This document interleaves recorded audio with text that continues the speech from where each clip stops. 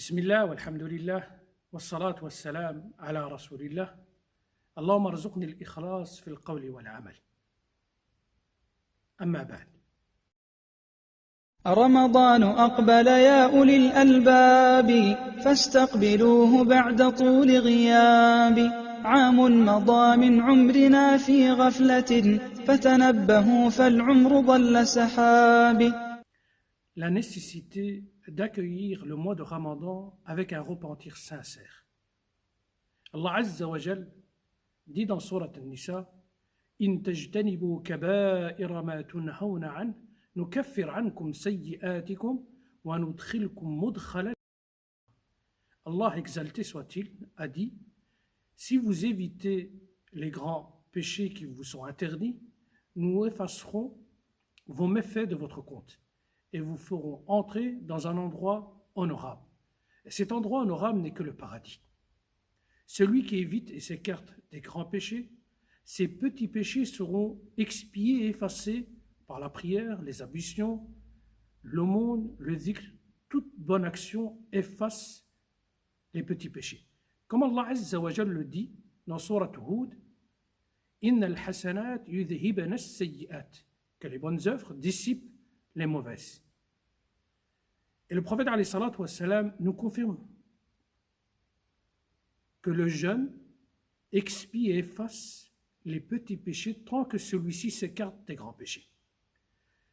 Il est rapporté dans Sahih Muslim, d'après Abu Hurayra radiyallahu anhu, que le prophète alayhi salatu wa salam a dit As-salawatul khams, wal-jumu'a ila al-jumu'a, wa ramadan ila ramadan, mukaffiratu ma baynahun idha ijtanaba al-kaba'ir. Le prophète alayhi salatu wa salam dit les 5 prières quotidiennes, la prière du vendredi jusqu'au vendredi suivant, le jeûne du mois de Ramadan jusqu'au Ramadan suivant, efface ce qui est entre eux comme péché, si on s'écarte des grands péchés majeurs. Qu'est-ce qu'un grand péché majeur? Le prophète alayhi salatu wa salam les a énumérés lorsqu'il dit dans Sahih al-Bukhari Ijtanibu sab'a al-mubiqat. قالوا يا رسول الله عليه الصلاة والسلام وما هن؟ فقال عليه الصلاة والسلام الشرك بالله والسحر وقتل النفس التي حرم الله إلا بالحق وأكل الربا وأكل مال اليتيم وتولي يوم الزحف وقذف المحسنات المؤمنات الغافلات. Le prophète alayhi salatu wa salam dit à ses compagnons évitez, écartez-vous de ces péchés capitaux destructeurs. Les compagnons ont posé la question au prophète alayhi salatu wa salam quels sont ces péchés majeurs?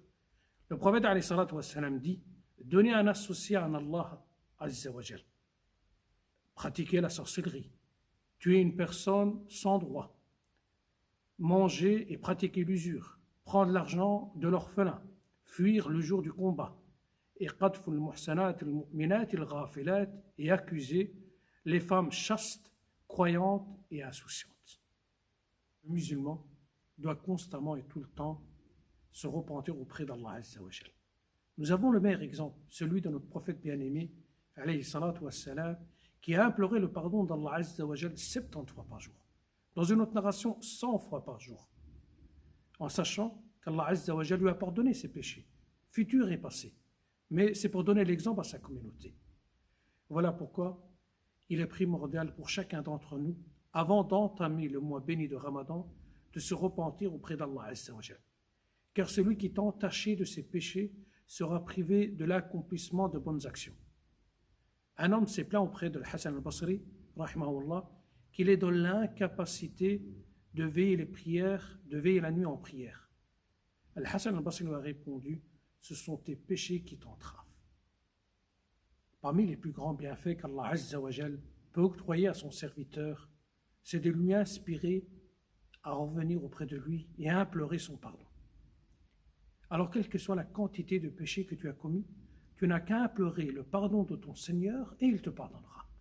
روى الترمذي بسند حسن أن النبي عليه الصلاة والسلام قال فيما يروي عن ربه يا ابن آدم لو بلغت ذنوبك عنان السماء ثم استغفرتني لغفرت لك ولا أبالي يا ابن آدم لو أتيتني بقراب الأرض خطايا ثم لقيتني لا تشرك بي شيئا لأتيتك بقرابها مغفرة.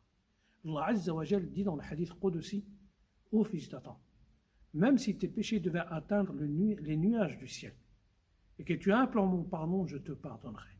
Ô fils d'Adam, si tu viens à moi avec des péchés aussi grands que la terre, et que tu ne m'associes pas et tu implores mon pardon, je te pardonnerai. Et quelle que soit la gravité du péché que tu as commis, tu n'as qu'à implorer le pardon et tu trouveras ton Seigneur tout pardonneur.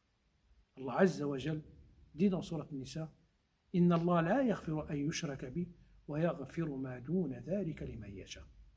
Allah Azza wa Jal dit qu'Allah Azza wa Jal n'accepte pas qu'on l'associe. En cas de cela, il pardonne à qui il veut. Wassalamu alaykum wa rahmatullahi wa barakatuh.